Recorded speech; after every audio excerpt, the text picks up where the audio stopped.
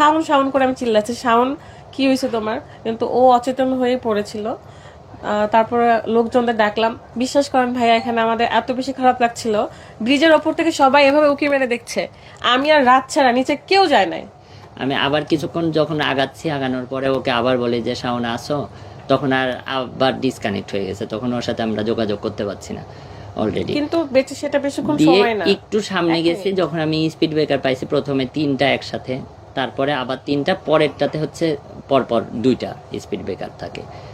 তো আমরা প্রথম 2টা পার করে আমি বলছি শাওন আসো, সামনে কিন্তু স্পিড ব্রেকার স্লো করো। আমাদের গাড়ি মনে হয় আমারটা 60 থেকে 65 এরকম স্পিড ছিল। তো ও আর কোনো কথাই বলে না। তারপরে এভাবে যেতে যেতে আমরা মনে হয় 2-4 মিনিট কোনো যোগাযোগ হয় না, আমি মনে করছি তাহলে সামনে যে আবার কানেক্ট করে নিব। এভাবে সামনে আগাই, আগানোর পরে ওর ভিতরে ওর ফোনে একটা ফোন আসে, মানে পিছনে যে বাইকটা থাকে 2টা 5-এ কল আসে, 5 বা 7। তো কল আসার পরে আমাকে শুধু বললো যে আপু তাড়াতাড়ি আসেন, বাইক পড়ে গেছে, জ্ঞান নাই। তো আমি বুঝতে পারি না যে বিষয়টা কি, তাহলে আমি ওকে বললাম তাড়াতাড়ি করে ব্যাক করো। তো ব্যাক করে আমরা ব্রিজ দেখতে পাই, ব্রিজে আমি আমার শাওন সোহাগকে খুঁজতেছিলাম যে আমার শাওন সোহাগ কই আর বাইক কোথায়। আমাদের যেহেতু শাওন সবসময় রাদের R15 গাড়িটা খুবই পছন্দ করতো, তো ওই গাড়িটা ওকে সবসময় আমরা চালাইতে দিই, এবং বিলমলার হেলমেট যেটা আমি রাতকে কিনে দিয়েছিলাম ওই হেলমেটটাও ওর পছন্দ, তাই ওই হেলমেট আর বাইক দুটাই ও চালায় সবসময়। আমরা সবসময় ওর ইচ্ছার খুব প্রায়োরিটি দিতাম, কারণ ও আমাদের অনেক বেশি ভালোবাসে আর আমরাও। তো যাই হোক, আমি তখন খুঁজে বেড়াচ্ছি যে আমার 2 ভাই কই আর বাইক কোথায়।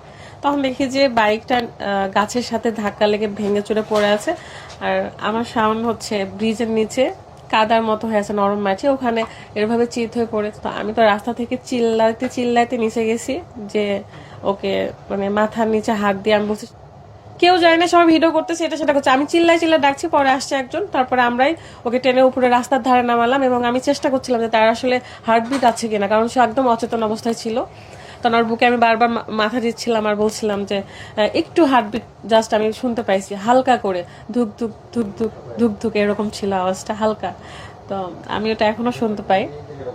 তো শোনার পর আমি চিৎকার করে উঠছি যে শাওন বেঁচে আছে, তাড়াতাড়ি মেডিকেলে চলো।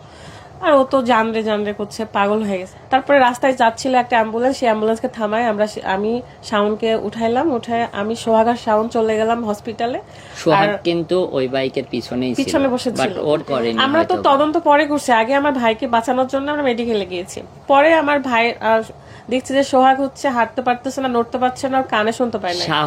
সোহাগ কিন্তু ওর বাইকের পিছনে ছিল, হ্যাঁ, সোহাগ ব্যথা পাইছে, বাট এমন ব্যথা পাইছে যে কানের পর্দা ফেটে গেছে। ডাক্তার এখন চিকিৎসাধীন অবস্থায় আছে। ও মানে ওর ভিডিও ফুটেজটাও আছে। পরে সোহাগের কাছে শুনি যে আপু ওখানে 4টা সেট স্পিড ব্রেকার গুলো একটা পার করে আর একটাতে যে কন্ট্রোল করতে পারে নাই, ওখানে কোনো দাগও দেওয়া ছিল না। আমরা ওইটাতে উষ্টা খাইছি, প্রত্যেকটা বাইকার ওখানে উষ্টা খাইছি, আমরা অল্পতে গেলেও আমরা উষ্টা খাইছি। যাই হোক, তো ওইটাতে কন্ট্রোল করতে না পেরে নাকি ও রাস্তার ধারে বাইকটা চলে যাচ্ছিল, যাওয়ার পরে ওই যে থাকে না অ্যালার্ট দেওয়া থাকে যে সাবধান সামনে, এরকম ওই লোহার সাথে ফার্স্টে বাড়ি খাই।